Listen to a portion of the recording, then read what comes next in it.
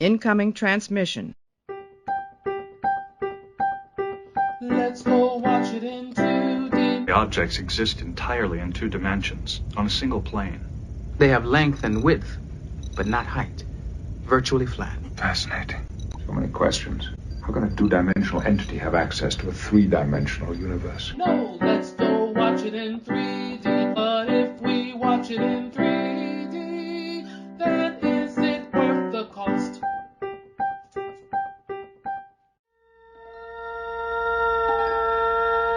Space, the final frontier. These are the voyages of the Starship Enterprise. Its continuing mission: to explore strange new worlds, to seek out new life and new civilizations, to boldly go where no man has gone before.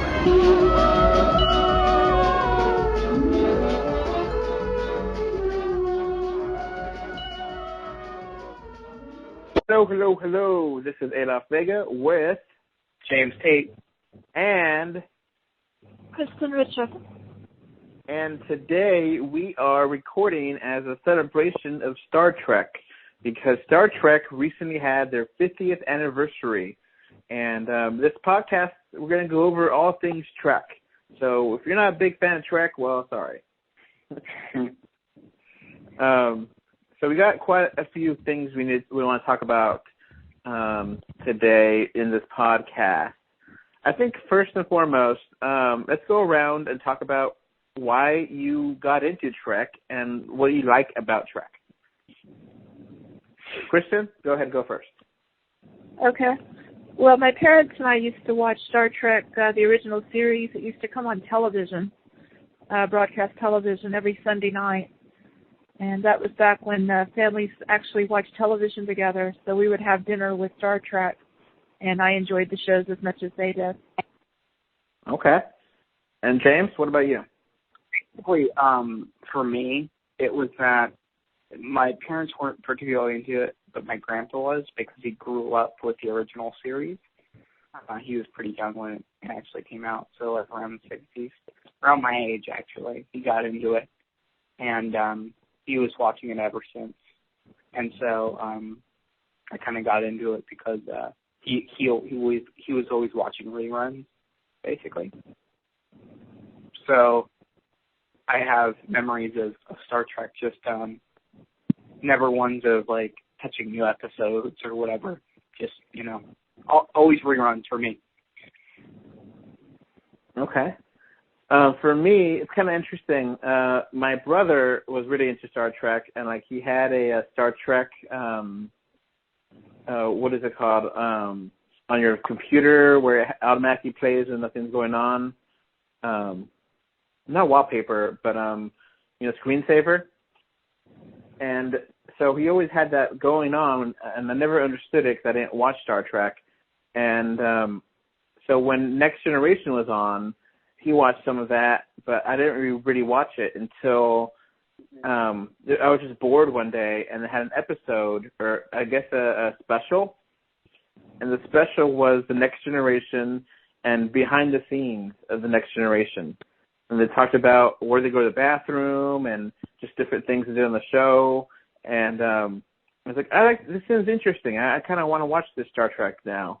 And, that was Next Generation. So, I got into that and, watched it occasionally whenever I could. And then the ones I really started to get onto was Voyager.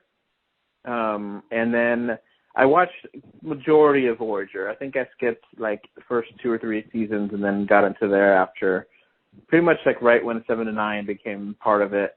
And, obviously I was a teenager then, so 7 to 9 was a big factor for me watching the show. And, I always liked the idea of the utopian world or universe and exploring new, different ideas and not always being about war. The philosophy of Trek is something I always like. Kristen, what do you think of the philosophy of Trek? It's funny. That's one thing I think Gene Roddenberry was like the undertone of all of his shows was in movies as well was a utopian, at least Earth utopia. And I always thought it was interesting that no sooner had we finished or put to rest all of our wars and differences on the planet Earth with humans, that we venture out into space and find new things to fight about over territory with the Klingons and the Romulans. So what do you think of the philosophy part of Trek, James? It separates it, or at least the philosophy allows for it to be a lot different than a lot of other fiction, like Star Wars or things where Star Trek is a lot more neutral, and villains often are basically just shades of gray, you know. I mean, you could argue that some aliens are completely evil, but, you know, it doesn't really deal with that. And again, it kind of deals a lot with, it's kind of like a utopian idea of what the future should be. Okay. That's an interesting point, James, about Star Trek, is that about the grayness of the villains. Yeah. All I was going to say is like a lot of it has to do with like territory or different cultures, or you know. Okay. So that's what I think about it, and I think it definitely distinguishes it from Star Wars, where it's a lot more Empire bad, Rebels good, you know. Okay. Christian, what is your favorite episode of Star Trek that you saw? Any Star Trek series? My favorite is from the original series, and it's an episode that I've watched probably 100 times in my lifetime. It's City on the Edge of Forever, which co-starred Joan Collins. Okay. Now, James and I actually watched this episode recently, so that way we could talk about it. Would you want to recap what happened? There's a time portal on a planet that they visit, and they end up going through one of the time portals, running after Bones. After Dr. McCoy, who is sort of going through a madness, and they end up in the Depression years in the United States. And Kirk and Spock are there. Right, it's Spock and Captain Kirk are trying to find Dr. McCoy and trying to blend in as well as possible into the 1930s era America. Let's go ahead and spoil this episode since it's been 50 years. I mean, I think there's a good amount of time there. Okay, so the main issue with the episode is that there's a female character in this episode that Kirk falls in love with, which, he always falls in love with every woman. But, he eventually figured out that all of time changes after this point, because either she dies or she lives. And eventually they figure out that if she lives, the Nazis will win World War II. So they have to kill her off so that way history can go, be better, or the future could be better. And I thought it was a really fascinating thing they had to do there. And you remember that part, Kristen, or no? Oh yes, she gets hit by a car, and if they stop her from getting hit by the car, she ends up going and pleading for mercy against the American involvement in the Second World War, and the Nazis are able to utilize that time in order to, as Spock puts it, captures the globe. James, what did you think of this episode? Star Trek does a lot of these type of episodes where they have episodes where they go back in time. That's something that they do often, especially in the original series, even in movies about that. And so I felt that this one, or this episode that I've seen, did the concept really well. And by that I mean it's kind of, again, it's really kind of a gray zone, because on one hand, you'd stop the future or you'd change the future if you save this person, what you want to do. But on the other hand, if this person dies and you just let them die willingly, then future turns out the way it's supposed to. Again, what I was saying really is that in everything, the show kind of makes you think, Let's give people at home, just in case, because they use a lot of star dates on Star Trek, which is actually more interesting because it's, I guess, more scientific, because the way we measure our Gregorian calendar is completely irrelevant to other planets. Exactly. I can mention just off my head right here different important aspects of Trek and the actual Gregorian year. In the 1990s, 92 through 96 is the eugenics wars with Khan.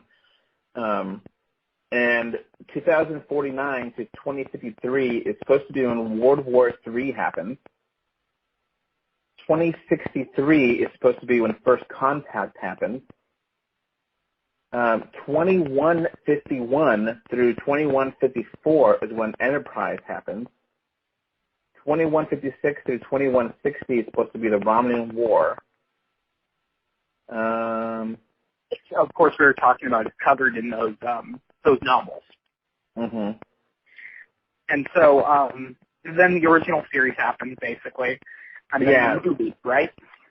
So there's a lot of little things in between there, but between Enterprise, which is 2155, and the first episodes of Star Trek original series is 2245. So it's basically a century in between Enterprise and this gap is known by fans as the Lost Era or the Lost Years. And there has been some stories to kind of bridge this gap. Really interesting ones. I was just looking at a couple. There's a series called Stargazer, and it's a series of novels about Picard's first crew and his first ship, and it takes place around in the 2330s. Yeah. So I mean, there are things to bridge the gap, but I mean, it's a big gap, between the last original movie and the first episode of The Next Generation. So it literally is another generation. Yeah, because if you go all the way down to Next Generation, that's supposed to be 2364. So 2364 between that and Star Trek the first season, 2266 or so. That's another century almost. Yeah, exactly. So I mean, they kind of go sporadic around the timeline a lot.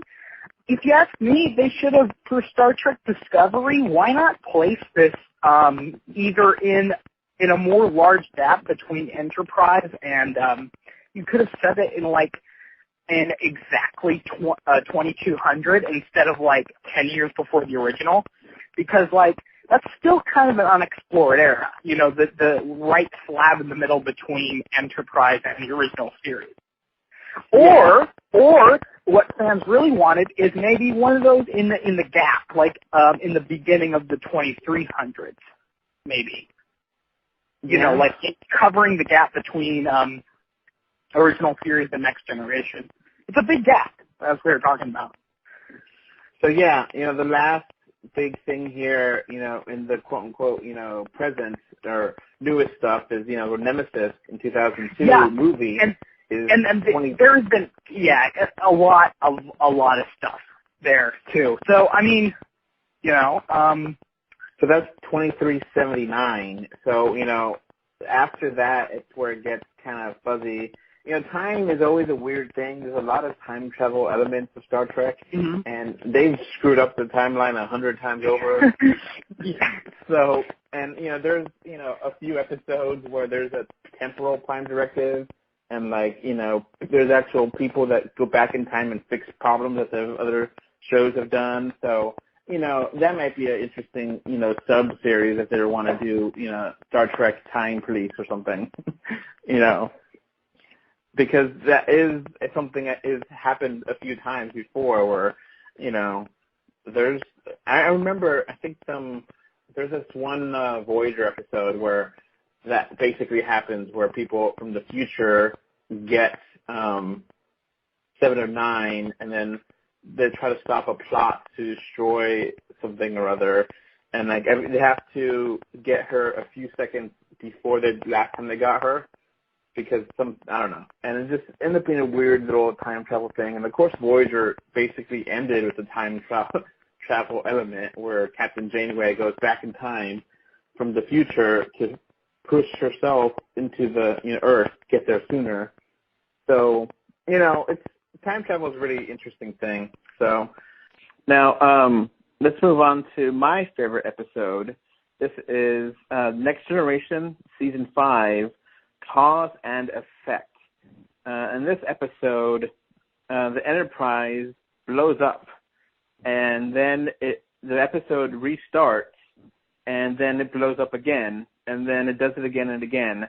And the crew of the Enterprise they eventually figure out that they're in like a loop where they keep dying, and they eventually have to use the information they learn to stop the loop.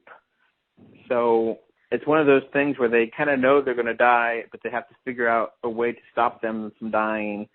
And I think it's a really fun and interesting episode. Caught in an endless time loop. We could have been trapped here for hours, days, maybe years. Unable to remember the past. How did it happen? How did we get there? A starship collision lies dead ahead. We have to get out of here now. Can the crew escape their own destiny? Casualty reports coming in from all over the ship. Or will time tick towards their final hour? All hands abandon ship! On Star Trek, The Next Generation.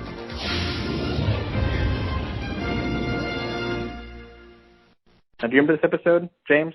Yeah, I've seen a lot of The Next Generation. Sometimes it's been a while since I rewatched it. But yeah, I remember an episode like that, the thing, and I'll talk about this a little bit later when we're going over the series as a whole, but The Next Generation, I think, tried a lot of things new, and I guess I'll just go over what my personal favorite episode is. Now, this is kind of a cop-out, and by cop-out, I mean, I really like this episode because of what it brought to the table and what it brought to the universe. So my favorite episode is the Season 2 episode of The Next Generation called Q Who, where it's the first appearance of the Borg. Now, I really do like the Borg. We are the Borg. Lower your shields and surrender your ships. We will add your biological and technological distinctiveness to our own. Your culture will adapt to service us. Resistance is futile. And I think that they were my grandpa's favorite villains. They were my favorite villains. They're very interesting and very they're different than anything else I guess the series has ever faced, because they're hive minds. They're not individuals, basically, and they only want to assimilate, basically. Also, I kind of like the idea that they're from a far away another universe, and now they're they conquered it, so they're going into ours. Yeah, they're part of the Delta Quadrant, I think. And, yeah, exactly. And it's elements like that, the whole Delta Quadrant, the whole Borg, the new races that I really like about The Next Generation, because while it wasn't just a new cast, same premise, new cast, it wasn't just that. It really expanded upon the universe and added a lot to it. Kristen, do you remember either one of the episodes I mentioned, or no? I remember both episodes. I enjoyed The Next Generation too. It took me a while to get into that. All I was going to say is that it took a little while for Next Generation to get kind of going. Yeah, I saw the first one of the first series episodes while I was actually in the hospital, and I was flipping through channels and just happened to run across it and watched it. Wasn't really that sure about it, but as it started gaining popularity, I started watching it regularly. I do remember both of the episodes. I was going to say that one thing about the Borg, James' example, is that it sort of gave a different spin on utopia. Almost a dualism of utopia, of assimilation or just acceptance as an argument. I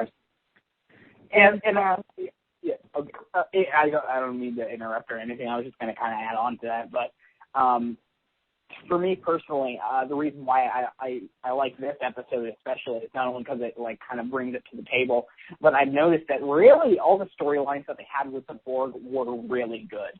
Like whenever the Borg showed up, it was a good episode. Really, like you could disagree, but for me personally, like every episode that featured them primarily, and every movie, as we'll get into later, was actually really interesting and it really caught my interest. My people encountered them a century ago. They destroyed our cities, scattered my people throughout the galaxy. They're called the Borg. Protect yourself, Captain, or they'll destroy you. Counselor. We're not dealing with an individual mind. They don't have a single leader. It's the collective minds of all of them. That would have definite advantages.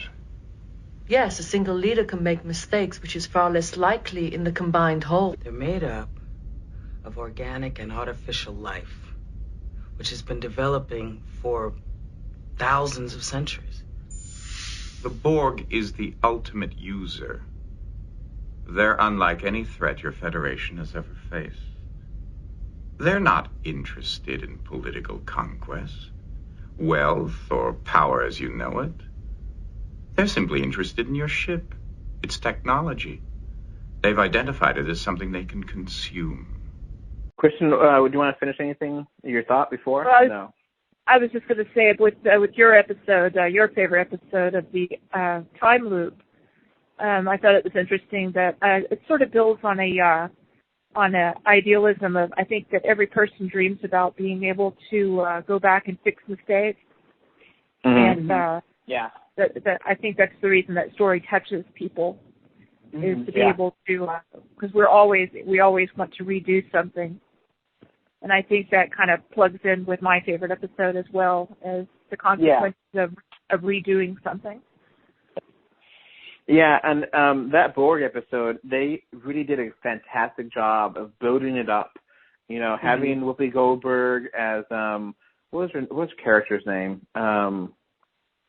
Get that character's name. Whoopi's. You know, she was like, this is a monster that you never faced before, and you know, and you finally get to see it. Yeah, and the thing was that it was a monster because it wasn't. The Borg they're a race, yes, but they're not in the specific sense. They're just a group of beings that assimilate other beings into their collective. Yeah, because it was not about, you can't make peace with them. You can't, you know, it was Guinan was the character's name. Yeah. And, you know, I think Voyager, we'll get to Voyager, kind of watered down the Borg a little bit. It seemed like a lot of times it was a little bit easier for Captain Janeway to rescue, to, you know, but I think they're still pretty big. Well, and the thing was that, when I talk about this episode, I'm really kind of what I said to the beginning, like what I mean by a cop-out is that I was just including the first appearance, not for the reason that I like all the episodes with the Borg. And I just felt that this was a really good example of it because they treat the Borg really seriously in the Next Generation. Like, they're high-level threat. It's because, you know, like, again, it's like nothing they've ever faced before, and it's not like they can resolve it by talking it out. Yeah, they couldn't talk them out. They couldn't change. They just wanted to get the information and move on to the next world, and they didn't really care if you didn't like it. Yeah, exactly, because, you know, they're not, I mean, they are sentient, but they aren't, too, and that's the reason why they're such an interesting race. But moving on. Are we going to go over, just asking about the format, are we going to now go over the series one by one? Let's do our favorite movie first. All right, then. There's quite a ton of movies here. So 10 which one? Or 13, right? I think it's 13 now. Yes. With Beyond. So there is, for people who don't know, I believe there is 6 original films. 5 or 6, right? Yeah. That take place in the original series, and then there's 4 that are like the Next Generation movies. And then the 3 are like the reboot movies. Okay. Let's go by names real quick. Star Trek Motion Picture, Star Trek II, Wrath of Khan, Star Trek III, The Search for Spock, Star Trek IV, The Voyage Home, Star Trek V, The Final Frontier, Star Trek VI, Undiscovered Country, Star Trek VII, Generations, Star Trek First Contact, Insurrection, Nemesis, the rebooted 2009 Star Trek Into Darkness, and finally Star Trek Beyond, which is the one that came out this year, about a couple weeks ago. So, Christian, what was your favorite movie that you've seen? My favorite one is Star Trek II, The Wrath of Khan. Okay. Pretty solid choice there. I think a great movie. What do you like most about that movie overall? I like the reprise of the Khan character. I'm trying to remember the actor's name. Ricardo, I can't remember his last name. I always liked his portrayal. Montalban, thank you. I always liked his portrayal of Khan, and of course he was always Khan. But I thought that they really expanded on his character and made him much more complex. And I enjoyed at the end when he was comparing Captain Kirk in the Enterprise to the Great White Whale in Moby Dick, and he was even quoting Ahab at the end. Now, Christian, you haven't seen Into Darkness, right? Because that's basically a remake. I don't believe so. I don't believe I have seen that one. The only one that I've seen is the very first one from 2009. Okay. Well, Into Darkness has another Khan story here, and it's a very similar story, but it's different too. So you might want to watch that one. I like that movie, but I'm sort of embarrassed that I haven't seen the other movies. All right, James, what's your favorite movie? If you've watched the 3D show, you would know my favorite, because I always talk about it and quote it often. My favorite Star Trek film is the 8th one, First Contact, only because it's probably one of the coolest time travel stories they ever did, and also it features the Borg. So that's the reason I really like it. I think that my favorite part about it is how the captain is like, he really kind of goes crazy in this one, and like he can't stand the Borg. Like in the show, he's very serious, and he was assimilated one time, but in this movie he just loses it, like no, and then like, It's not about revenge. Liar! This is about saving the future of humanity. Jean-Luc, blow up the damn ship! No! No! He smashes the thing. Like, yeah, that was cool. It was kind of cool to see that side of him, you know? Like, he was pushed to his limit. Yeah, I actually agree with you. I really do adore First Contact. I really like that movie a lot. And I'll explain it like this, too. What I meant by it's a very interesting time travel is because shortly after World War III is an area we have never seen before. Ever. Like, that time period, that entire World War III area is something that went untouched. It was mentioned a couple times, but it was you never really get to see it, and now you do. And it's a really interesting time period, and, you know, it's kind of a very interesting, like, you know, the Borg going back in time, so they have to chase them there and make sure that they don't screw up the past. It's really interesting, you know? yeah, and this is First Contact with the Vulcans, and it, you know, makes a really good idea of why it was so important that the Borg changed that time. And I also like the addition of the Borg Queen. That was a really kind of cool idea of having, like, one Borg that's, like, kind of controlling all the other Borgs. And I like how he was willing to just blow up the ship to get rid of him. That's how much it meant to, like, it was a new ship, and he was just like, to get rid of him, he was willing to just destroy it, like, self-destruct it. Now, Chris, That's how did you much watch credit was. Have you watched First Contact? I'm trying to remember if I've seen that movie. I want to say that I did see it, but it has been a long time, so I don't remember that much about it. And I think people would agree that it's most likely the best Next Generation film. I could be wrong, but that's what I've heard. I'm pretty sure that most people agree with that statement. It came out in '96, so it's actually 20 years old now, which is really weird. 20 years old. Yeah, because Insurrection is really bad. Yeah, and okay, if I'd like to add something, I think that the best Star Trek movies are ones that pay homage to the show while being their own story. And I think that Wrath of Khan and First Contact both do that really well. I mean, you don't have to watch the show to understand why, Picard doesn't like the Borg. It explains that well, Yeah. That's the art that's being lost, I'd see, in a lot of newer films, is the fact that movies don't stand on their own as well as they did in those two examples. Yeah. And the thing is with Wrath of Khan appeals to people who have probably never even seen the original series. You don't have to be an avid Star Trek fan to get that film. Now, neither one of you have seen Beyond, which I recently reviewed, and I gave it 8 out of 10. Really enjoyed that movie, and it really does stand up to the test of time, I think. And I really want to see it again. And I think it's a lot of fun and a really good character movie. So, what about the first movie? I've never seen it, but I've heard it's boring and slow. Chris, have you seen the first one? Star Trek, the movie, 1979. Yes, I've seen that several times.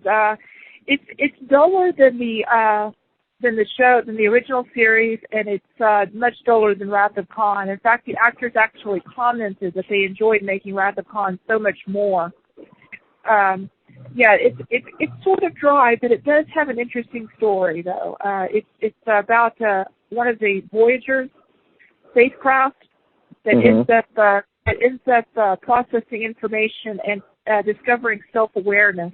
And it ends up creating like a little ship of its own, or should say a big ship of its own, and it's trying to return to Earth. And the problem is that it would destroy the Earth because it's like massive. And but the ship is relay its an initial mission of gathering information and then returning that information back to Earth, and then it ends up becoming a danger. Okay.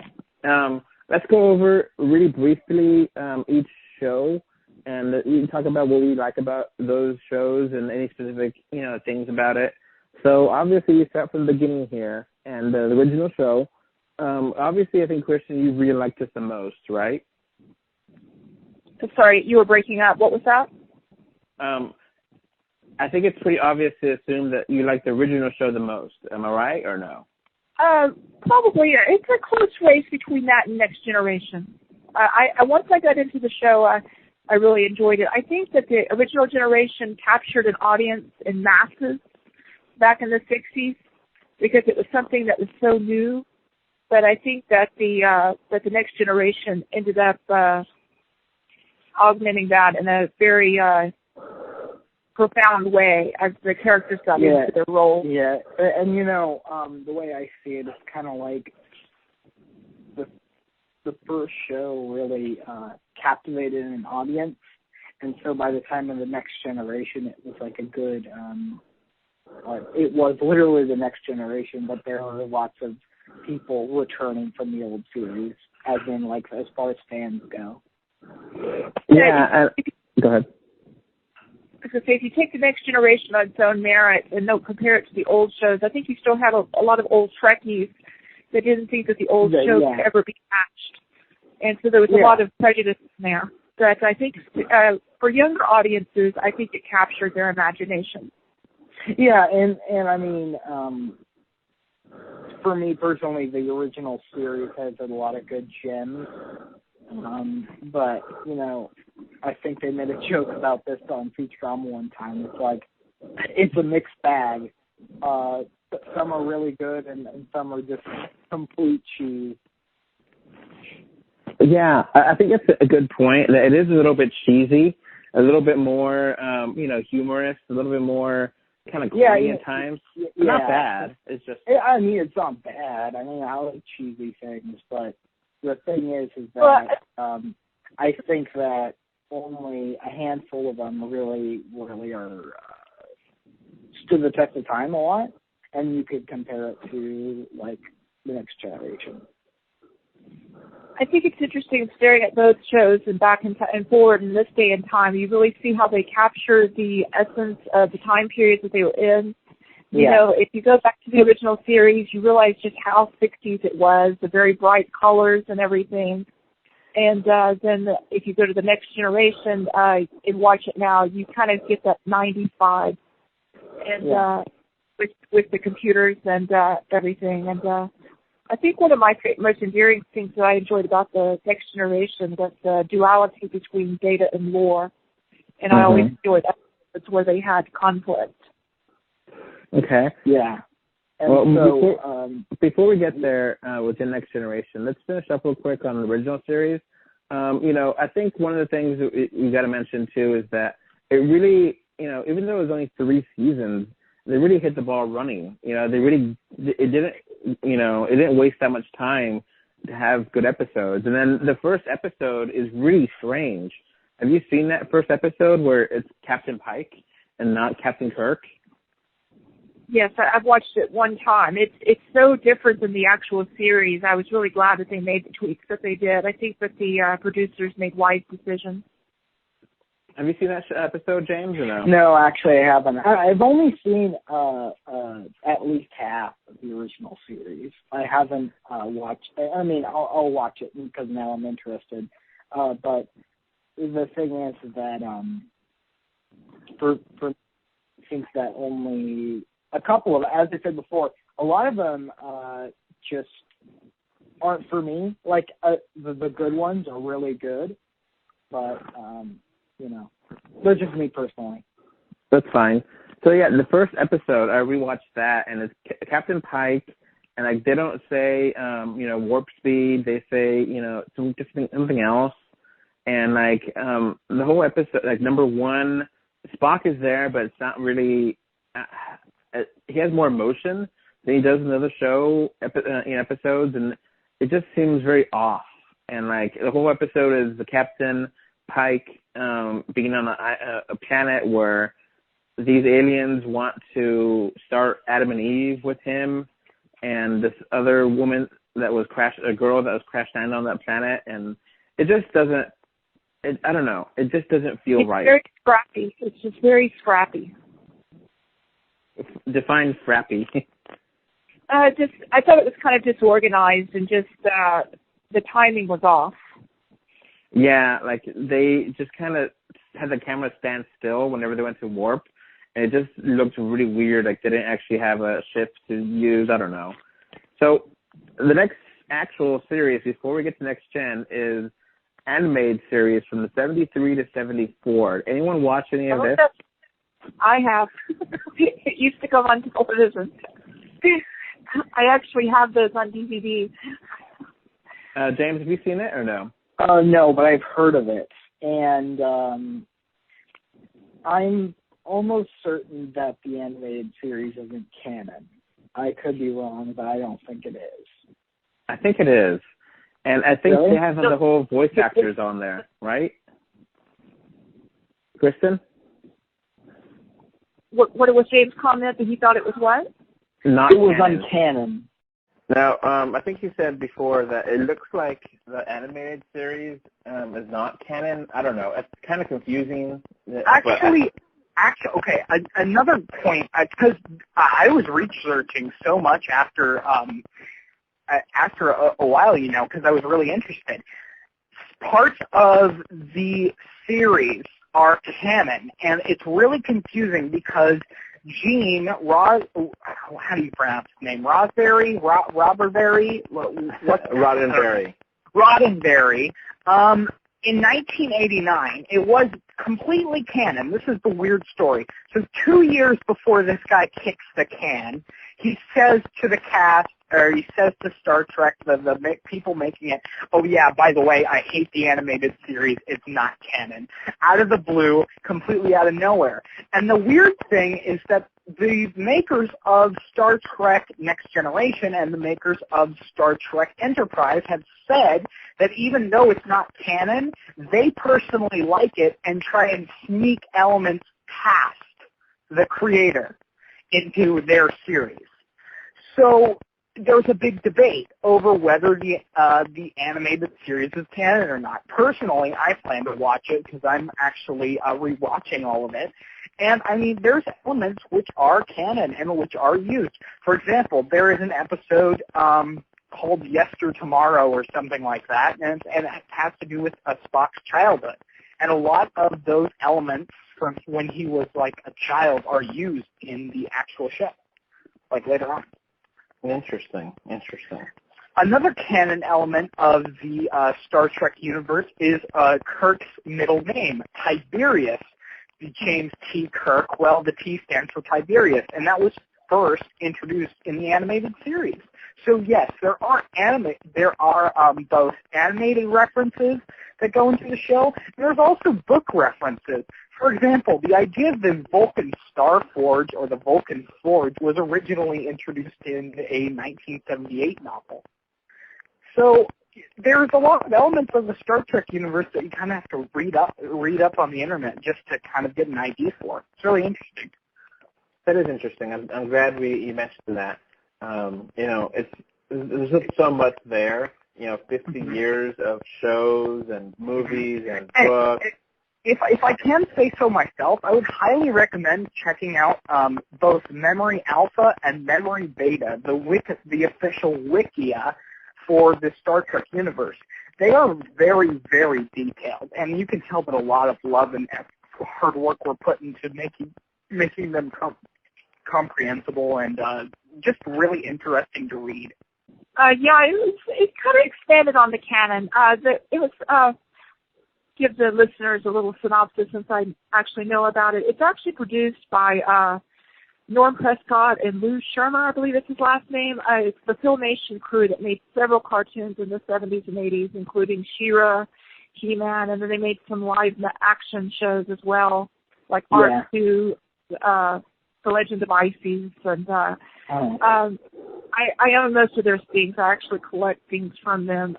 It expanded on the universe a little bit with things that they weren't able to do on camera at the time. And I think one of the great things about it is that it used all of the original cast for the voices. Yeah, what I heard specifically, what that comment was about, is that the actors or the creators of the show said that if it's not a live action TV show, it's not part of the canon. Which I don't know if that's true, but that's what I heard about it. Yeah, I don't think people took that very seriously enough to actually go back and visit any of the stories from the animated series. It's almost forgotten. Yeah, and I think that was the point. Maybe I don't necessarily. I think they thought it would be maybe confusing if they were bringing in characters or referencing things from the animated series. I don't know. I don't think they've ever really done that, where it's like you do a series of live action, then make a sequel that's animated, and then you go back to live action, and it's like, oh yeah, that happened. It's kind of weird. I kind of think that maybe it did happen. It just was animated, and that was it. Because they could do a lot more in animated. And it costs them that money. Yeah, I'd actually like to bring up before we talk about the Next Generation exactly. I would like to reference the second, the Phase 2. Have you guys heard about that? No.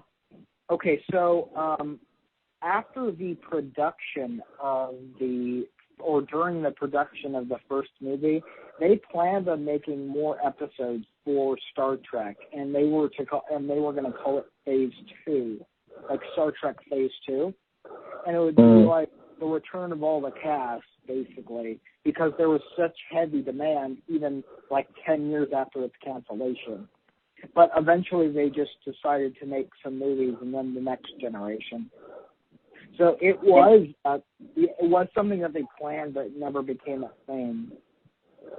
I think he would have caught fire because back in the 80s, especially the early 80s, everybody was a Trekkie. Yeah. It was huge. It was so big, like, it was very big. That's why those movies were so popular. Yeah. That's why they made 80 of them even after the plots went to crap. All right, now let's get to Next Generation. And, people really love Next Generation, including me. People kind of forget that the first 2 seasons were trash. It was just not good. I mean, with exception. I think once you get into it and you go back, I think that the first seasons are more digestible. Yeah. So. I don't know. It kind of felt they were a little bit wonky because they were trying to get the new. Right. It was forced. Because you can't just jump in. The Next Generation was trying to. It appealed to older fans. Don't get me wrong, but the audience was mainly like to get new people interested, and I think it did. That's right. I think that what was his name? Number one. Riker. Thank you. I always thought for the first 2 seasons he was sort of like straddling between trying to be his own character and almost trying to be a replacement for Kirk. Yeah. And then the Doctor change. That was really bad. When they changed the Doctor from... do you remember that? Yeah, that's I'd actually forgotten about that, but yes. And I thought Data was trying to sort of be a Spock character for the first couple of seasons before he grew into his own character. Yeah, but I mean, eventually it comes to the point where I think that the cast from the Next Generation is a lot better and a lot more diverse. It's amazing. It's amazing that show didn't get canceled. Because I've always liked. It's just to me, they're always stood out more. They were always, not only were their personalities when they finally developed a little bit more developed and interesting, but, they always kind of stuck out, Jim, the guy with the visor, and Geordi, yeah, the guy, the J. that's what I remember. But I remember he had like a visor, and then it got Worf and Data and Picard. Picard's like the best. Like, yeah. So I don't know. I really, really like the cast, and there's no reason. Yeah, I couldn't imagine a show like the Next Generation actually being good if it didn't have those characters and those people playing them. Now, Go ahead, Kristen. Go ahead. Okay, I was just going to say, I think it's an interesting thing of the time that producers were able to let that show go out as long as they did. I think if it had been another time in television history, the show would have been canceled, and it would have been a tragedy because characters wouldn't have developed. And the thing was, that's really, really good that this got a long time, because I think it was one of those rare cases where the show was getting better as it went on. And there's a lot of shows that have the opposite of that.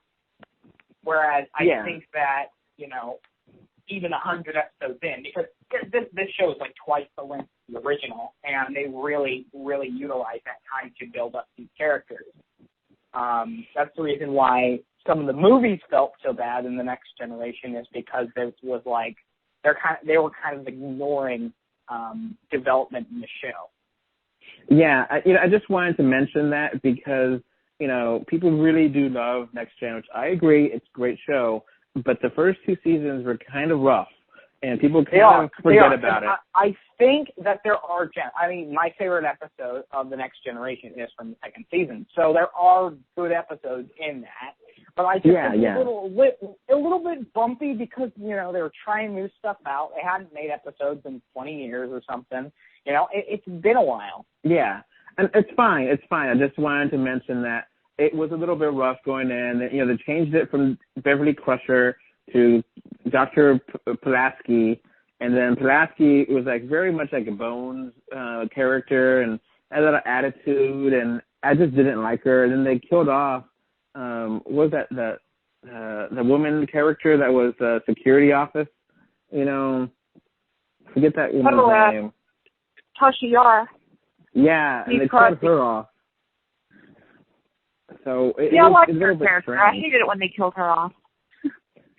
But it does really it becomes amazing, you know, once it gets the ball rolling. It does. You know, I think it really, really starts getting good in the third season. When Riker grows his beard, that's when you know it's great stuff.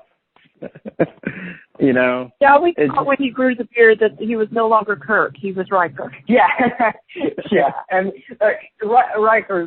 Riker's fun to me.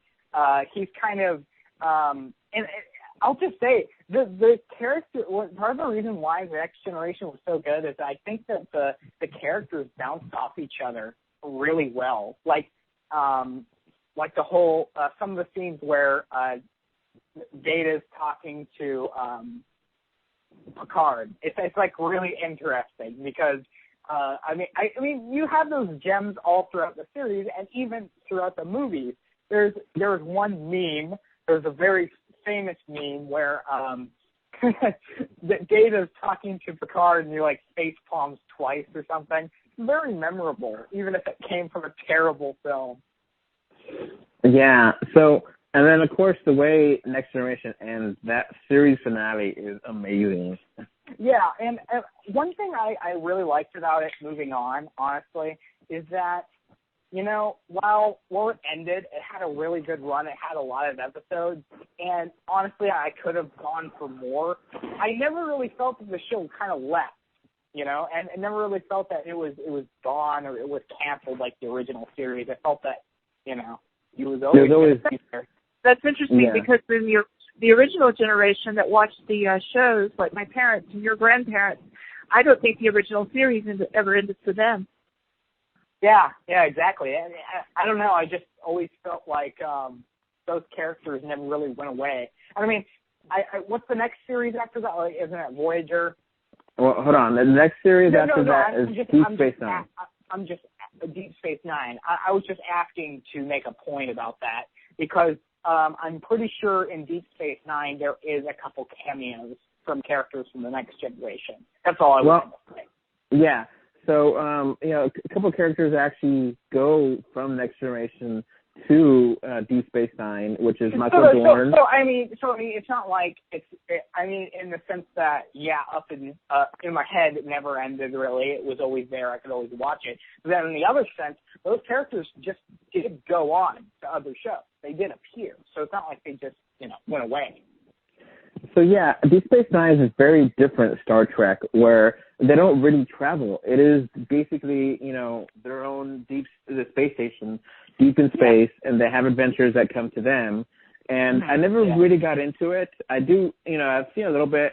Okay. I admire what they did. I probably have seen the least of this series, actually. Yeah. I haven't seen a lot of it. Would I rewatch it? Probably now. Yeah, but I don't know. I felt like they tried to do something new, and it didn't do it as well as the Next Generation.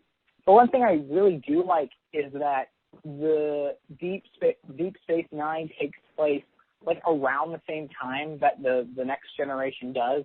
Like it's the same time period. That's something I really like. Is that it's happening during the event, kind of. Question: did you watch Deep Space Nine or no? I watched a few episodes. I have to agree with you. Maybe if it was given the amount of time that the Next Gen was, it would have been off. But one of the bad things about it is that the fact that they're just stationary in space. I mean, that's almost too real for audiences. Yeah. It's just a little bit forgettable, honestly. I mean, when it comes down to it, I didn't remember it that well. That's the reason why I had to ask you. It does have good sides. I mean, again, it feels a lot like kind of like a different version of the Next Generation in a lot of ways. An alternate version. So we did get two characters, Miles O'Brien and Worf, are from Next Generation, and they get transferred to Deep Space Nine. And one of the things Deep Space Nine was really famous for was being one of those shows that had massive story arcs, where you had, you know, one season being a whole story or two seasons, and it just building on each other, where, you know, Next Generation and the other episodes were more episodic. Yeah. So, both the original and the Next Generation is a very episodic series. So, I mean, next up, go. So next up is Voyager, right? Yes, next up is Voyager. Now, Voyager is interesting because, again, I think that one has a really slow start, too, where that one really, you know, it takes a while for it to go. Where Voyager is, they get flung into the Delta Quadrant, Captain Janeway, and, you know, that's, you know, the galaxy is broken up into quadrants, and the Delta Quadrant is the farthest quadrant. And you know, the thing with Voyager, though, is that it's kind of one thing I admire about it is that that's kind of an area that the Next Generation set up. Didn't really explore, but it was kind of like the mysterious Delta Quadrant, you know? Yeah. So the whole premise of Voyager was for them to get back home. And yeah. It was, and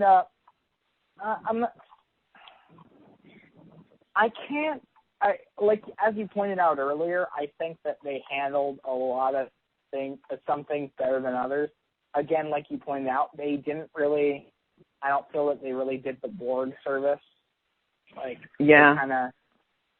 It wasn't like the massive, you know, screaming and smashing windows Borg. It was more the, you know, like, oh no, the Borg, you know. I think unfairly people have compared it to like the Gilligan's Island of Star Trek, where they're always trying to find a gimmick to get home, and then it never works out. And you know, they eventually, you know, have all these awesome technology, you know, like, you know, slipstream, you know, warp drives, and you know, and the thing with Voyager, I do like it. It just is kind of weird because it's supposed to be a new part of space. And all the different aliens they see, very few of them are new or different. It's just slightly different, you know. I don't know. It just should have expanded more. And now, you know, Kristen, did you watch Voyager or not really? Not really. I may have watched a couple of episodes of it. I think that during the Voyager years, Star Trek was starting to lose steam. Things kind of come in waves as far as popularity, and I think that the audience were beginning to get burned out. And honestly, I mean, around this time, one thing that's kind of interesting to bring up is that there was I'm pretty sure there was a point in history where these three shows, Star Trek, The Next Generation, Star Trek Deep Space Nine, and Star Trek Voyager were all airing kind of around the same time. Yes. So I mean, maybe I know the Next Generation people didn't get tired of, but with Deep Space Nine and Voyager, two spin-offs happening really at the same time, people felt, you know, a lot of it was kind of oversaturated. You know, like, whoa, too much Star Trek. You know, like you're catching up with three different series all happening relatively around the same period in time in the universe. You're right. You're absolutely right, James, because Next Generation ended in 94, Deep Space Nine started in 93, and Voyager started in 95. So Voyager so and it was Deep Space all Nine, around the same time. And people, you know, for a fan, for a new person getting involved, they would be overwhelmed. Like, there's not only do I have to watch, like, if I want more context, I have to watch the originals, but I got to catch up with three different series. And these are lengthy series. It's not like these are like 26 episodes or something. These are long series, all three of these. Yeah, hour-long episodes and, you know, hour-long episodes and over 100 episodes each. So, like, you know, during the time of Deep Space Nine and Voyager, you still had all the Next Generation movies. So that's where it felt like it kept going on, where you had all these movies, you had Deep Space Nine and Voyager simultaneously, and, you know, I never got around to Deep Space Nine just because I was watching Voyager instead. And, you know, I've heard a lot of people say that Deep Space Nine is fantastic. It's just one of those things that, you know, you have to be committed to watch the whole thing because you can't watch episodes. And I mean, I'll be honest, I've only really watched the three series. I kind of, I don't know, Deep Space Nine and Voyager, I didn't really watch them. I'm willing to rewatch them now because now I'm interested. But, yeah, that's kind of what I have to say about that.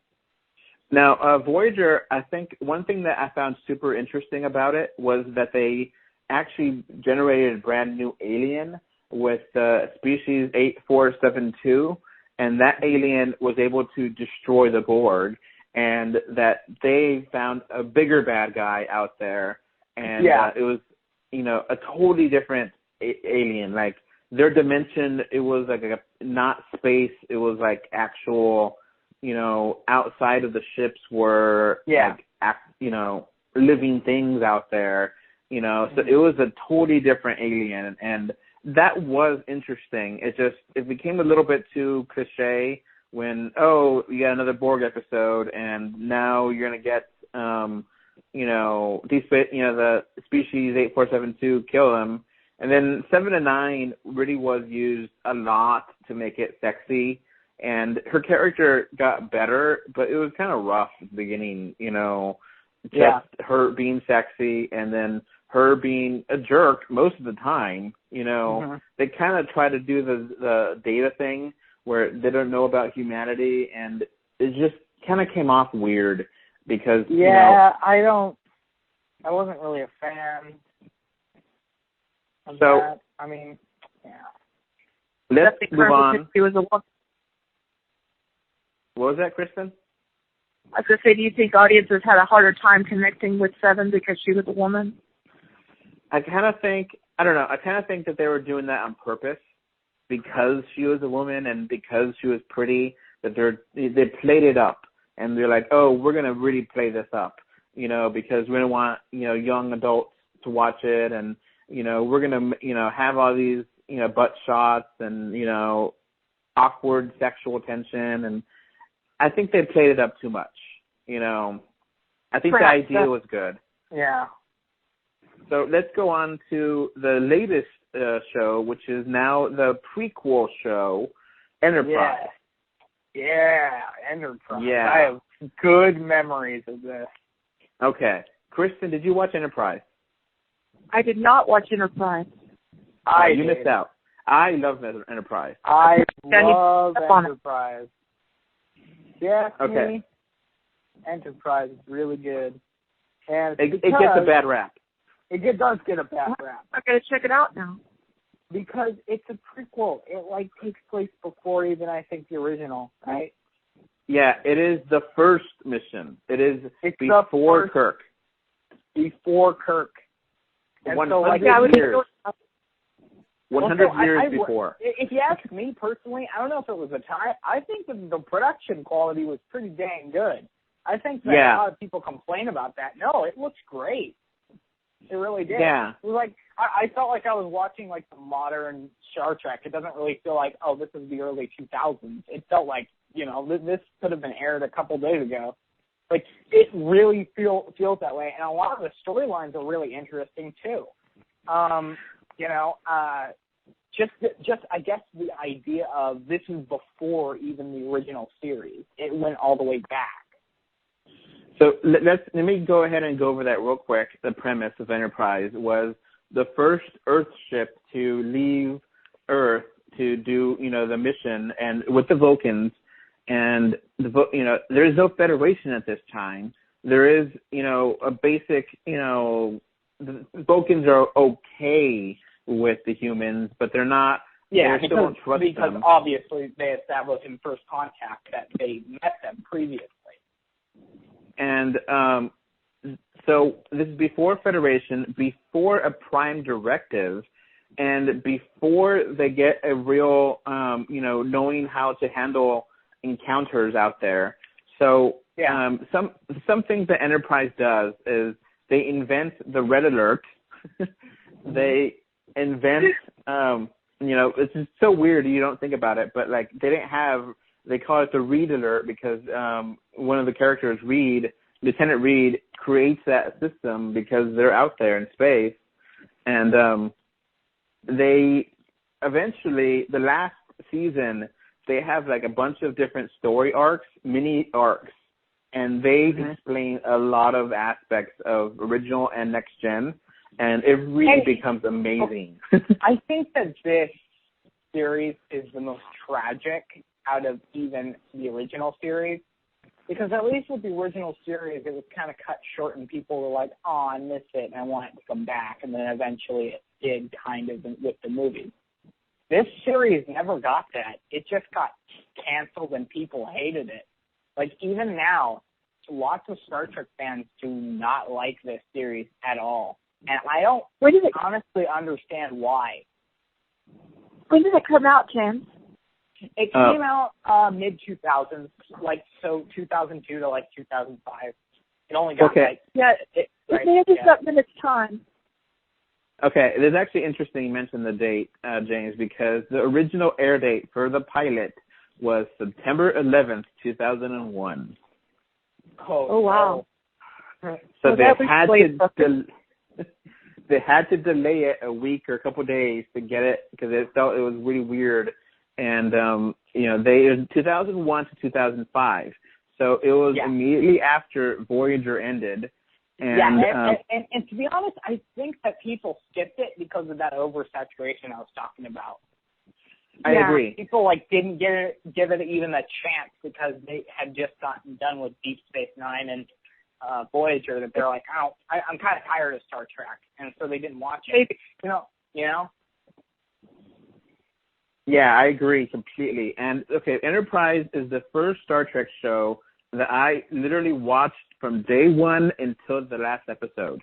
That's the first show. I really get that chance. I was like, all right, I'm gonna go watch this. And people really crap on Enterprise because it started really slow. The first season and a half were rough. Well, Yeah, but I have really good memories, and this is probably the closest thing I have to a show that, I actually watched, or I said that I wasn't really around. Well, I remember watching new episodes of this, so I kind of forgot about that. But yeah, I have fond memories of of course it was in the last season, but watching new episodes of that. And my grandpa didn't even dislike it at all. He thought it was pretty good too. He didn't really, he really kind of liked all the Star Treks, and he thought that this one was interesting because it kind of took place before a lot of the other shows. So I mean, Okay, I could really be the expert on Enterprise because I actually was on message boards and review, when they didn't actually review episodes, but had polls where people reviewed each episode and gave them numbers. So I was active on this, and at the end of season 2, they weren't sure what they were doing with the show, and then season 3 came around, and they had a real epiphany. And season 3 had the Xindi attack. Now the Xindi, they were basically attacking Earth, kind of like 9/11, and they had a big laser beam, and then they just shot the laser beam onto Earth, killed millions of people, and the whole season 3 arc was Captain Archer finding out how to get to the Xindi and how to basically defend Earth. And the Xindi were 3 different species. So it wasn't just one. It was it was and that's what I really liked about them, because it wasn't just one bad guy, one race. It was 3 that had kind of an alliance. Yeah, it was 3 offshoots of the same alien. It was an insect version. There was an aquatic version that was only able to talk. Was only able to be in ships with water in it. And then there was a humanoid ape version. And seriously, guys, that's awesome. This show was you always kind of think of it for the tiny stuff. The stories were huge in scale, in the 3rd season at least. Because Yeah. Never really did they have to defend Earth. It's always been, I think, except maybe a couple times when they go back in time. Really, that's it. They never really had to go back to the future version of Earth and help them, except for this show.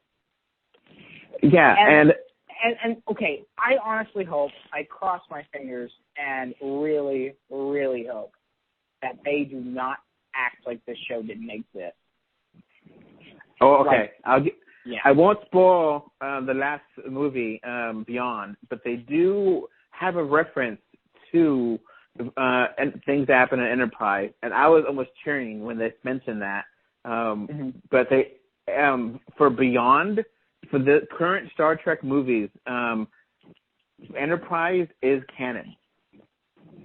So because that is a different universe, but they still consider it canon. So, season 3 really was challenging for the show because they led to dark places where Captain Archer had to do things that were unethical because it was Earth on the line.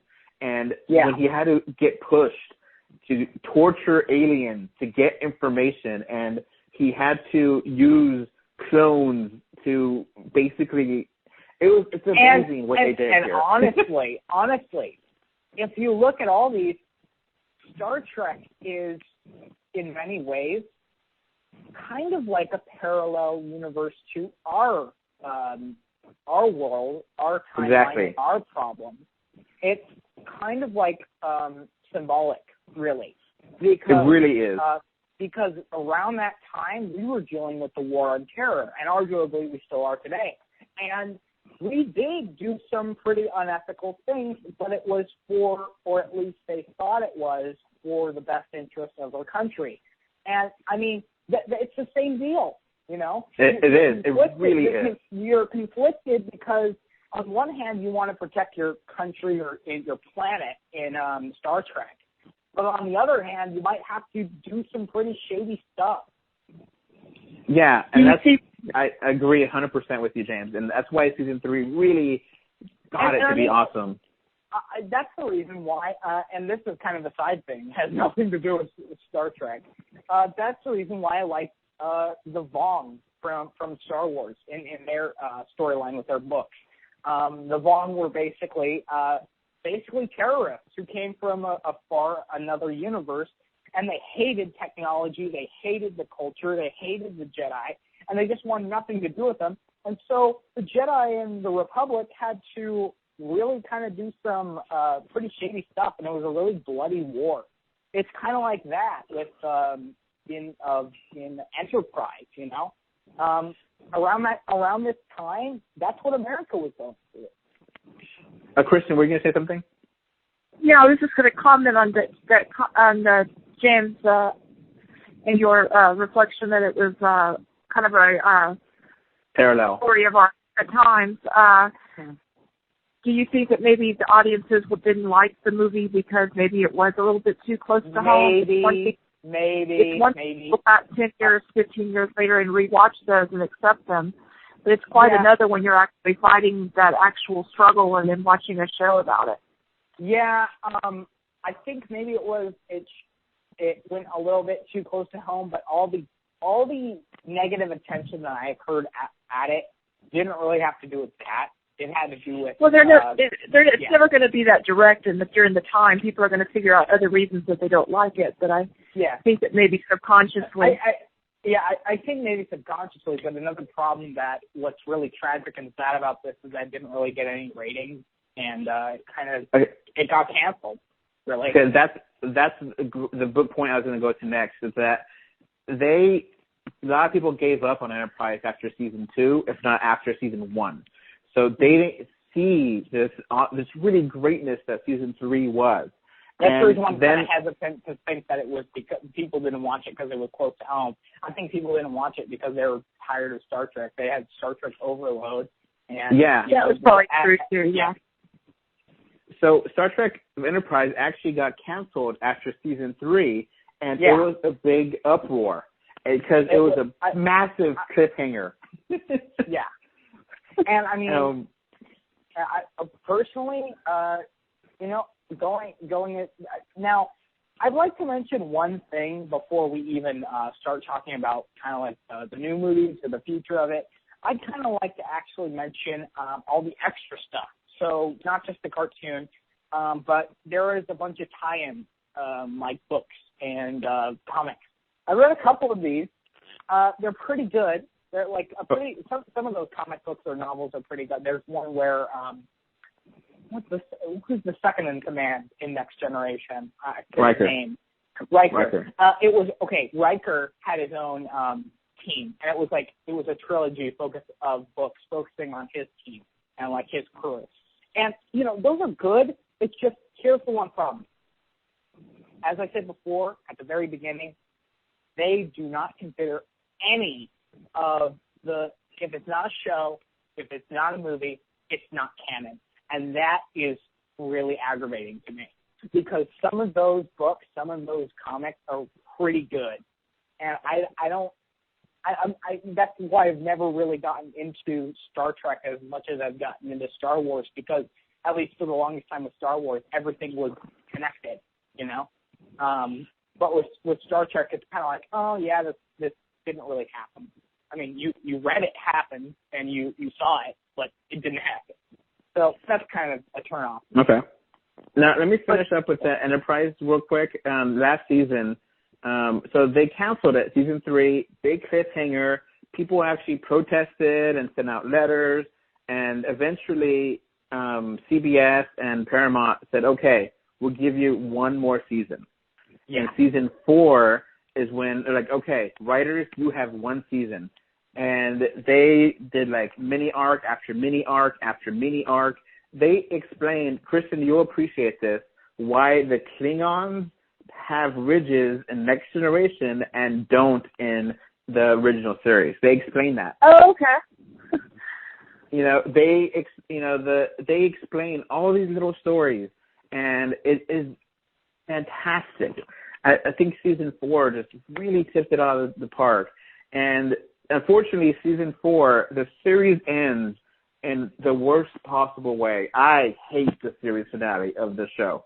It is like when I was doing the polls on the website on the blog. I was just this one got a 1 out of 10 score by everyone there.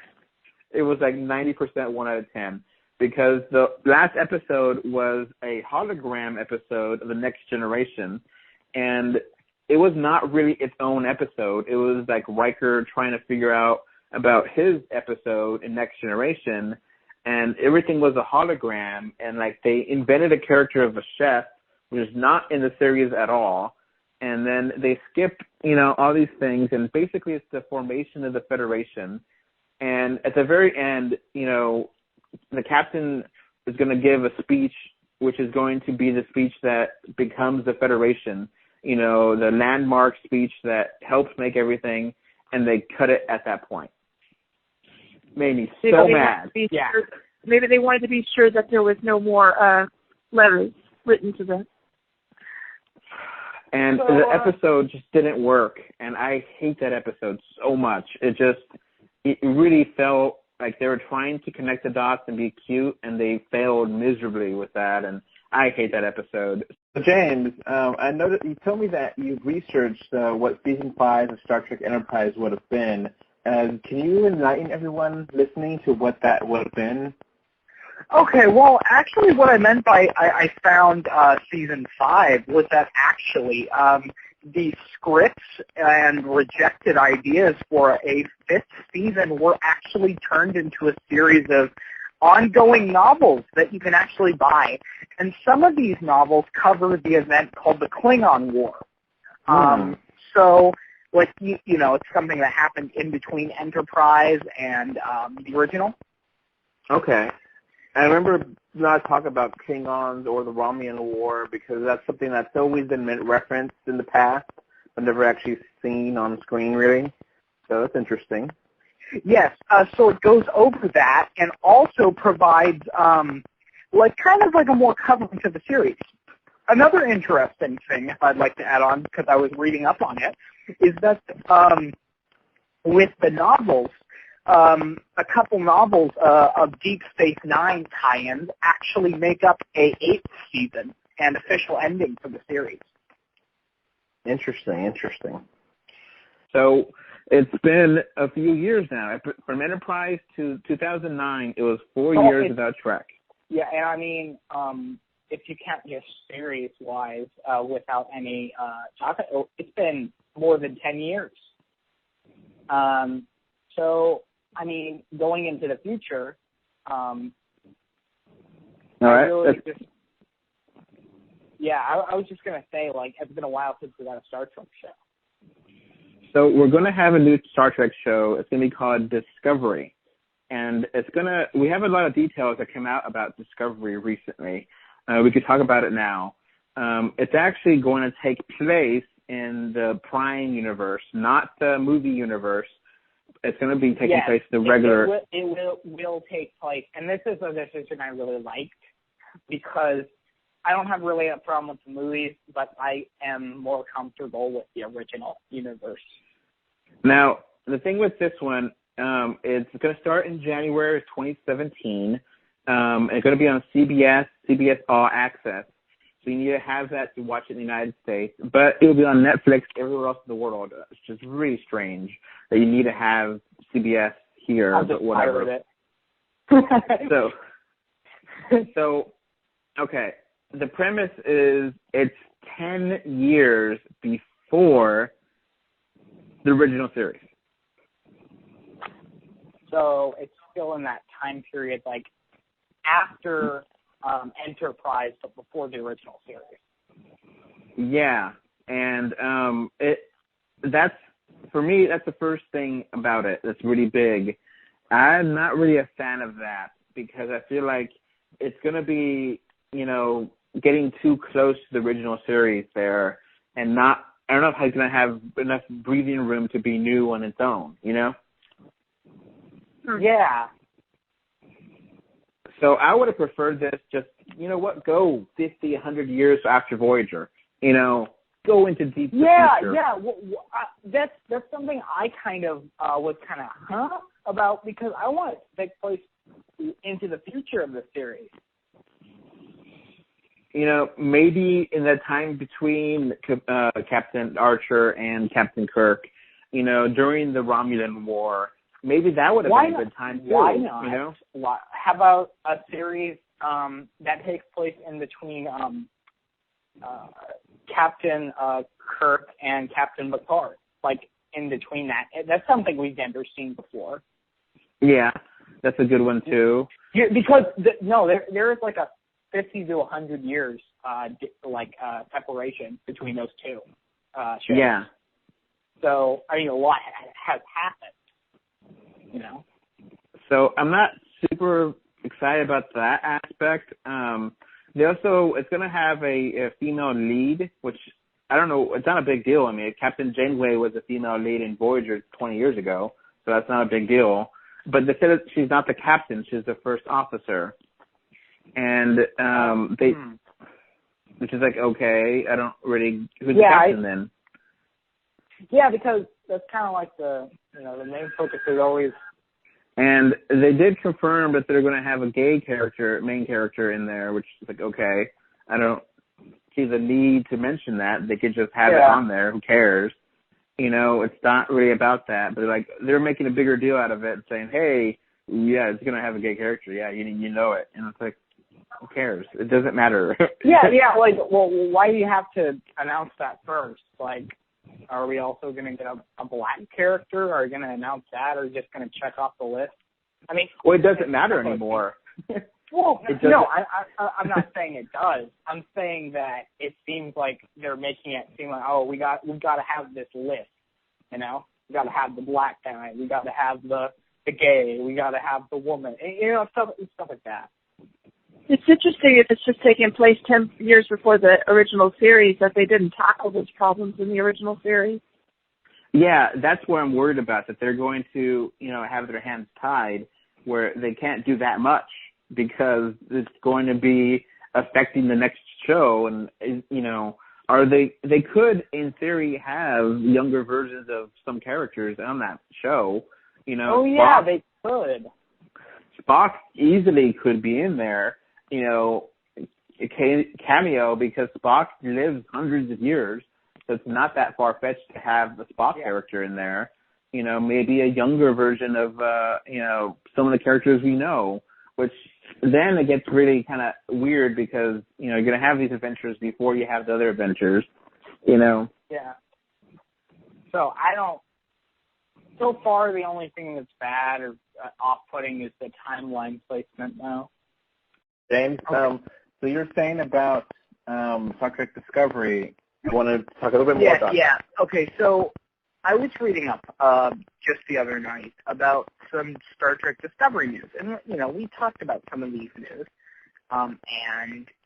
For example, things like there might be robots there. That's kind of strange. I don't know why there's robots because, I mean, they didn't really have robots back then, or androids really, like Data. They said that they were going to have some weird aliens in it, too.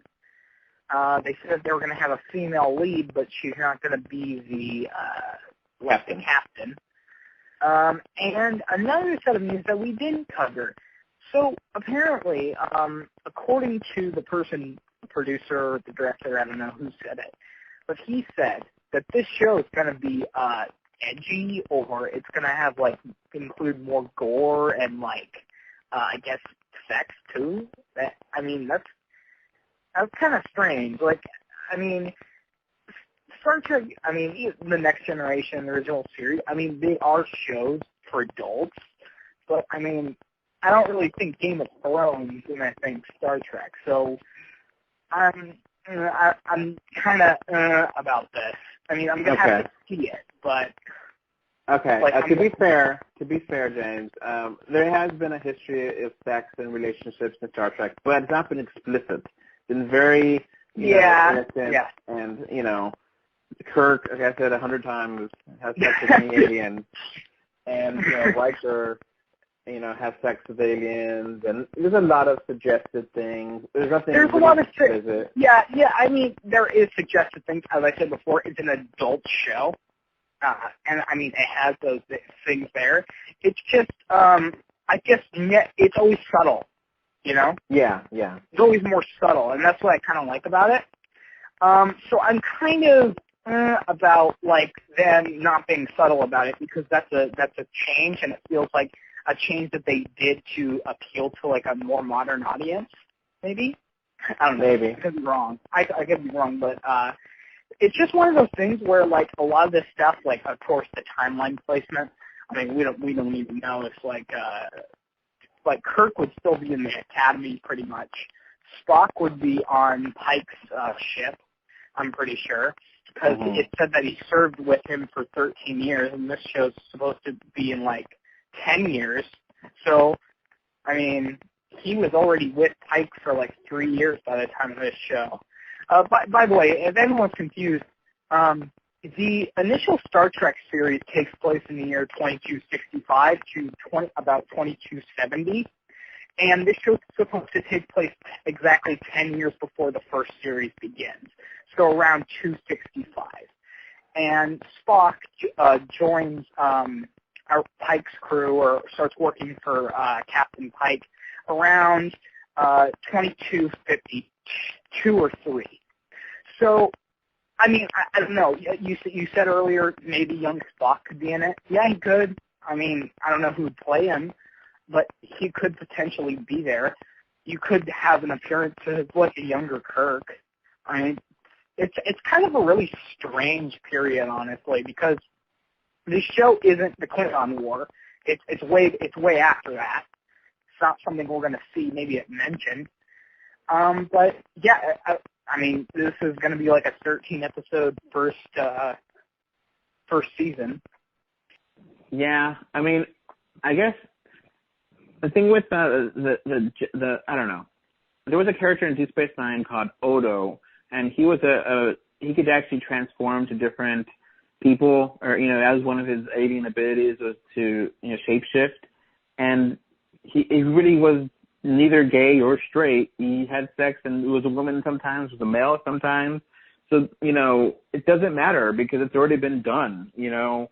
There's been, there is like a genderless species in Next Generation. This stuff has been done. It's not that big a deal in Star Trek anymore. It shouldn't be, and I'm a little bit worried. It's still a deal to the audience and stuff. I guess, Which is unfortunate. They did mention they're going to have robots on the show somehow, but I don't know what the context of that is because, Data is supposed to...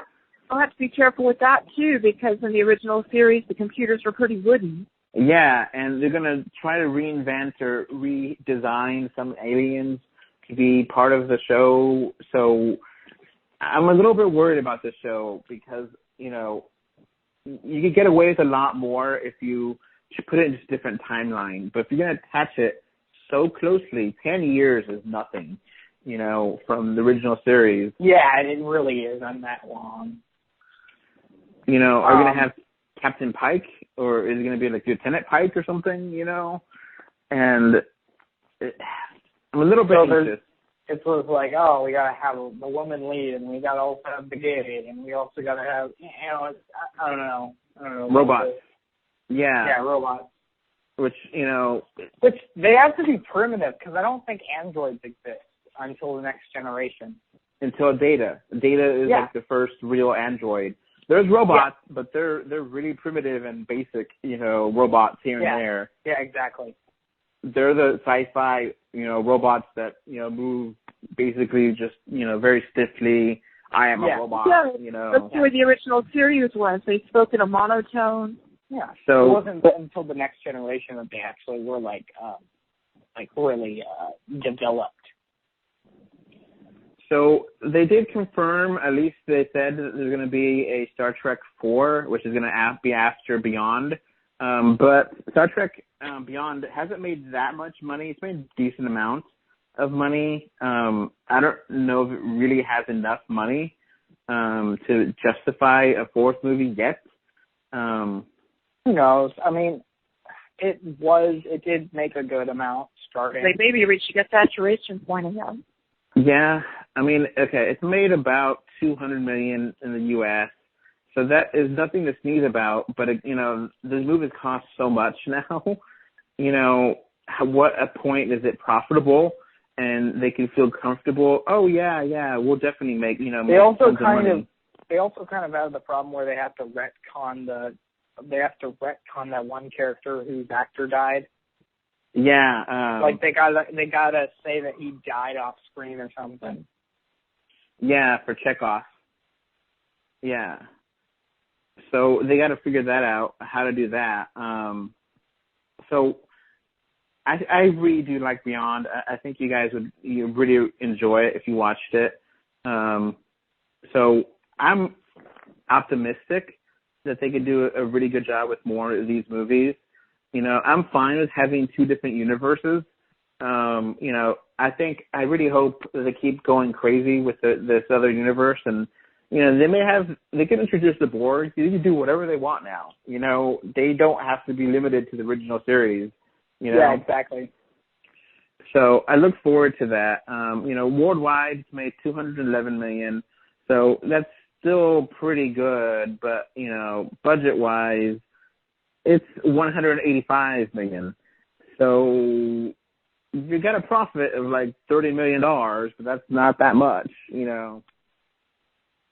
We'll see. I think it's probably enough to make another movie. They probably want huge profits on these, but I'm a little bit worried that people with when it comes to Discovery that they will just write it off right away.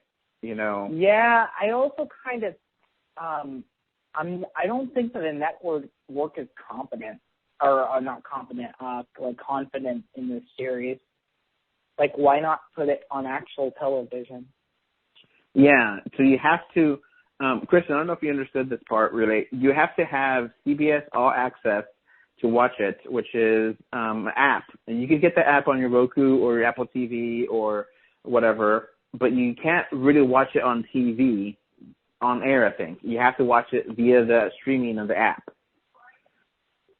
So you have to pay for the start for that, which is, I think, $12.99 or $11.99 a month to watch that. But you get access to other CBS shows. So you have to watch it that way, digitally. So it's not really going to be on the air. And I'm just worried about that because so many good shows are out there right now, so many good TV, that if it's not great in the first season, it may not get a second season. And it may not get a chance to become great like Next Generation or Enterprise, where it took them 2 seasons of figuring themselves out to really get great, you know. So I'm worried about that. People have, you know, there's a lot of really great season 1 shows right now. Or, you know, Daredevil is really great. Flash is really great. You know, Stranger Things is really great, season 1. And people may just not have the tolerance to wait around 3 years before it gets good, you know? Yeah. I mean, I have that problem. Are they just going to release all the episodes like they do on Netflix? Like, entire season? No, it's going to be episode by episode. Oh, so they're going to have to, like, wait? They're not going to be able to just... Like Daredevil, where they just release the entire season? No, it would just be 1 episode at a time. So every week there'll be another episode. So, that's kind of lame. But yeah, I mean, do you have any final thoughts? Just, I hope it's not bad. That's all. Kristen, do you have any final thoughts or no? Yes. What I wanted to say is that I think it might be because Star Trek has had so much more exposure beyond the 10 years before Star Wars that I think the impact of life on human life has to be handed to the sci-fi genre of Star Trek because it's had so much more exposure on television and film, and it's because it kind of deals with current events and current issues in humanity in the future. I think that it's able to connect with a wider audience in a profound way. Because it taught me so much, like how you should accept people, whether they be black, white, Klingon, or even female. But most importantly, when I didn't have any friends, it made me feel like maybe I did. That seems to, transcend culture and age, demographic, affluence, and I think that Star Trek deserves props for connecting with people in such a profound way, and I think Gene Roddenberry would be very, very pleased at the coverage that it's had. One thing, I've been reading about Star Trek Discovery, which we mentioned a little bit ago, and people are already complaining, oh, you're making the Star Trek politically correct. And I commented on someone that said that, and it's like, yeah, where have you been the last 50 years? Exactly. Having an African-American woman on the bridge was a big deal in the 60s. I mean, Kirk and Uhura were the first biracial kiss. Yeah. And then 20 years ago, you had Captain Sisko of Star Trek Deep Space Nine, who was black, and Captain Janeway, a woman. That was 20 years ago, That's the politically correct of today is the norm for Star Trek. Yeah, the norm. That's a good word. Yes, it's the norm of the future, and everything that's PC today becomes mainstream eventually. And I think Star Trek always got that. There's Data had sex with humans.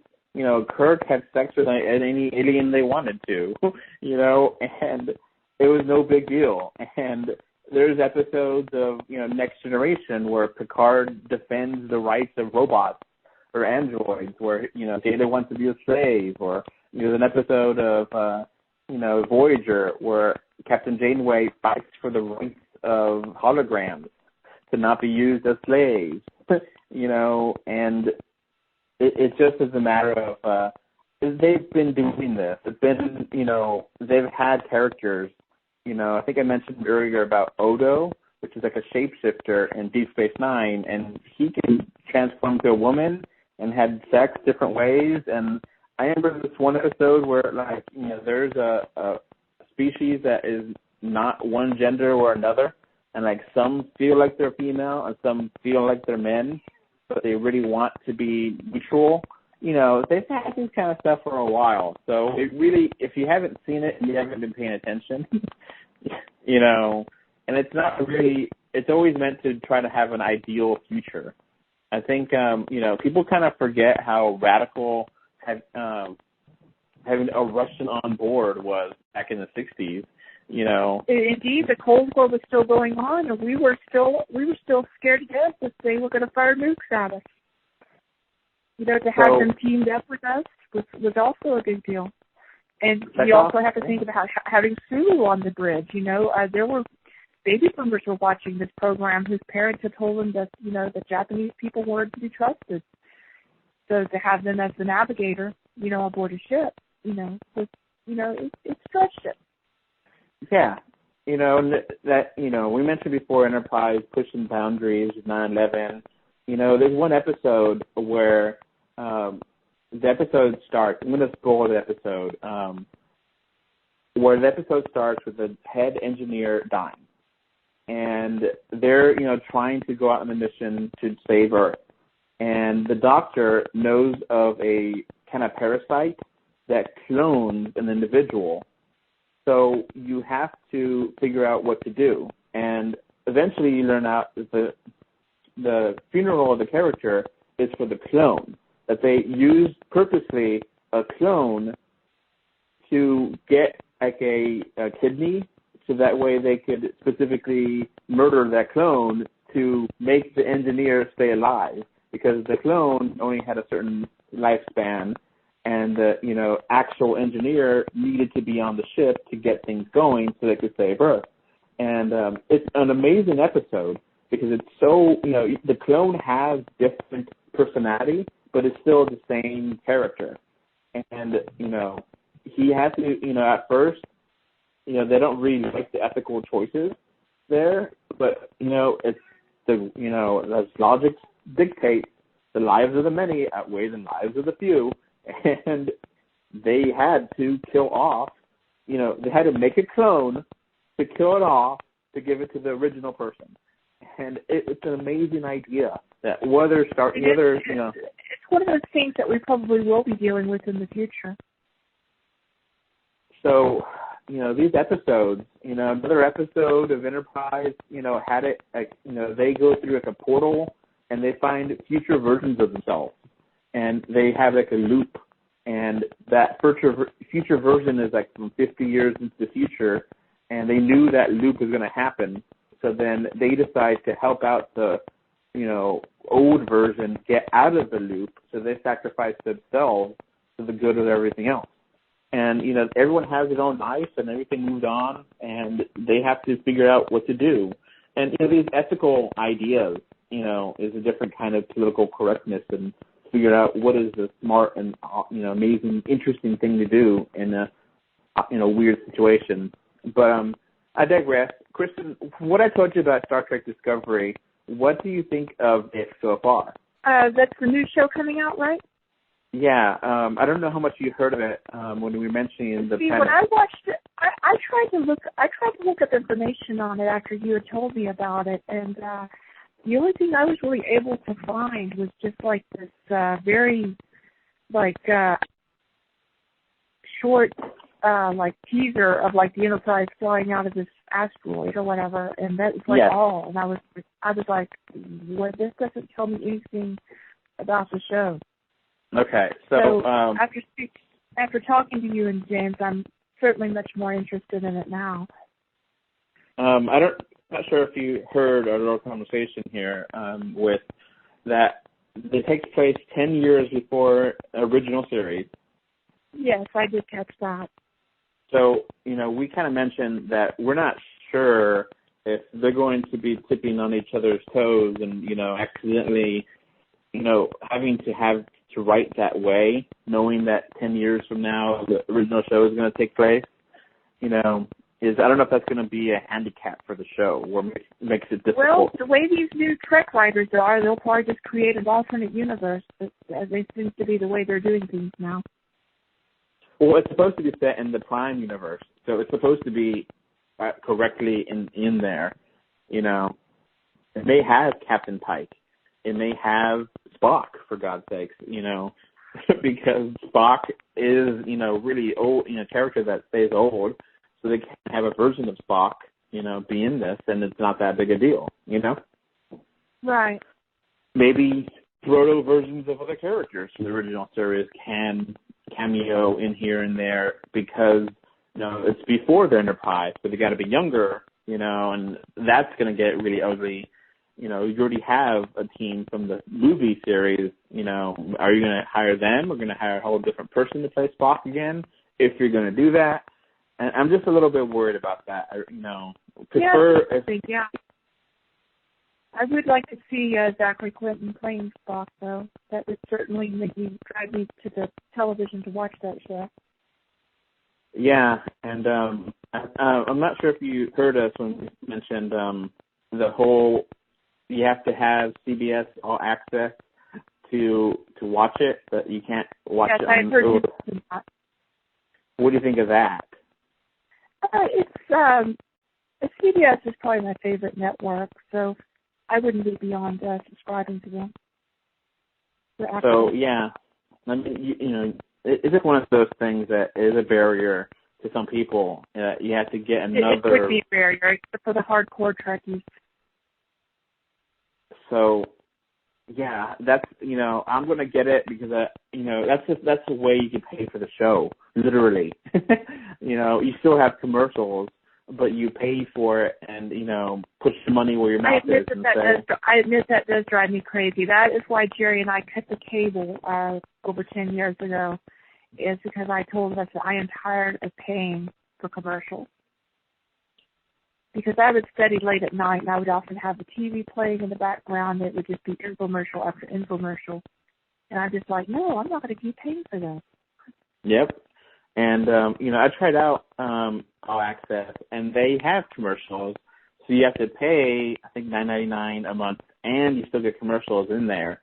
And the experience I had, I watched like 1 or 2 episodes. They were the same commercials, so it was really aggravating.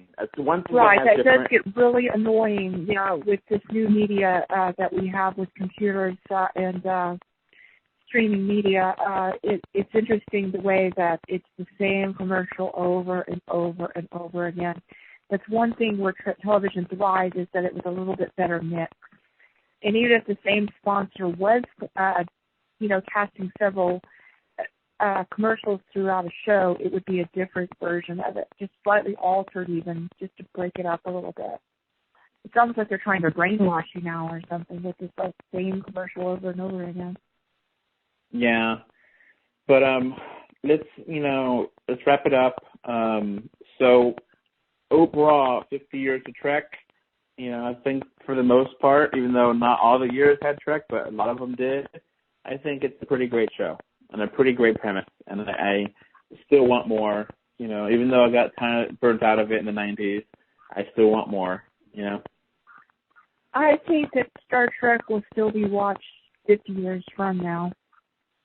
You know, one thing I hope for more in this new Star Trek is that they kind of break away from the bipedal humanoid aliens, and they could go out wild and have, you know, aliens with 5 legs and, you know, 20 arms, or, you know. That's an interesting point, because I've often wondered, looking at it logically, all of the aliens experienced through the Star Trek universe, or most of the aliens, you know, they would have to have a common ancestor to be as humanoid as they are.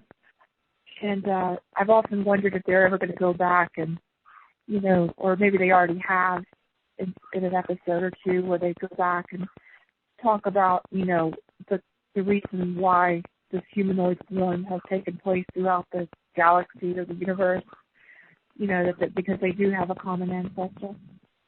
Actually, they did. In Star Trek Next Generation, there is, I think, a 2-part episode, and the Klingons, the Kardashians, and Captain Picard all find like different pieces of like a puzzle, and the Klingons think it's a great weapon, and the Kardashians don't want the Klingons to have it. And anyway, they figure, it's different parts of the galaxy. They found these puzzle pieces, and they're trying to put it together, and yada yada yada. They eventually do. It leads to a planet, and it leads to a holographic projection.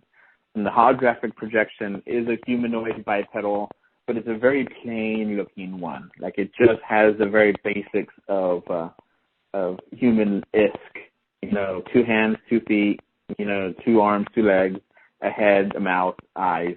And they said in the hologram that they're the ancestor of everything, that they traveled through the galaxy, and they, that billions of years ago, they didn't find any other life, and they were depressed. So they decided to seed different parts of the planet, and they're hoping that by finding these puzzle pieces and putting it together and solving this mystery, maybe the galaxy will be at peace, and they could, find this. And that was the message of that they hope that, in the future, their descendants will come together. And, of course, the Klingons are upset, the Kardashians are upset, and Picard is like, this is fascinating because he's a philosopher. But it actually is canon that there is that. And it's a really cool episode. I forget the season and the episode name. But, they do explain it. But there's still a lot of room to have that kind of alien. They may have gone to different places, but maybe their evolution has been different everywhere else, Right. Really go out there. If science can say that, that mammals, 4-legged mammals somehow turned into a whale, then they should be certainly much further removed from the humanoid form than they have been so far. Yeah, I remember hearing the newest theories on evolution that apparently people think that wolves got into the water and learned how to swim, and that's basically what dolphins are, evolved wolves or something. Yeah, I think I heard that too when we watched the same show. Anyway, but yeah, there's a lot of room there. The Thalorians, I don't know if you remember them. They were in the original series, but they were in Enterprise as well, and they had a web. It's a really famous episode, Tholian Web. Anyway, they were crystal creatures, and then they needed to live in 5,000 degrees centigrade, or else they couldn't survive. And they were not 2 arms, 2 legs, and that was an interesting alien. I want to see more of them, and I want to see more, something that's been more evolved. Something like that where it's really out there. The Next Generation had some crystal creatures that lived in space and some other, octopus things and stuff, but, really go out there, really have some fun with it, and, maybe go into some of those god creatures. There's a lot of aliens that are like god omnipotent creatures, not even including in Q. It was a bunch of other ones too, So, yeah, that's what I look forward to in the next, this new retro Star Trek Discovery. So, I guess that's going to be it. Okay. Any last words, Kristen? That's it. I just wanted to make that comment because when we were talking about just hearing James' excitement and your excitement and my excitement, I was like, we really all connect on this, and we may not connect on that with other genres such as, Doctor Who or even Star Wars, but we definitely all connect on Star Trek, and I think that that's almost a commonality. It's almost like belief in God or something. Everybody has some belief system. And everybody has some favorite Star Trek as well. Yeah, we're 3 different cultures, 3 different parts of where we live in, and we have similar interests. We understand each other by about 10 years. That's right. That's a good point. And yet we're all touched by the same show or the same franchise. Yeah. Well. Okay. So with us getting like a new series, we're kind of like I'm not sure what exactly they're going to do new. I think that it would just be much easier if they played in a different time period. Also, like I said before, I hope that they don't act like Enterprise didn't happen. Because, like, you know, what kind of poorly received, Yeah. so. I think the best way to end this, Kristen, was for you to tell everyone what Spock tells everyone else. Oh, live long and prosper. May you all live long and prosper, podcasters or podcasters or whoever listening. Live long and prosper. You know, whoever time frame this is that you're listening to this, because this one might be one of those rare podcasts that are quote-unquote timeless, hopefully. You know, we're recording this in 2016, but, you know, it may be good for something in the future, in 2056 or something. You know, people may look back on this podcast and be like, yeah, that was pretty cool, you know. Or other shows where it could be pretty, you know, hard to listen to because it's the podcast of the day. And this is more timeless, I think, and I hope any future generations like this. It's not lost in the cloud of time. All right. I think that's enough philosophy for tonight. Bye. Yeah, bye. Bye, everyone. Interface complete. Here's to the finest crew in Starfleet. Engage. Now really, I find this most illogical. It's been a long time.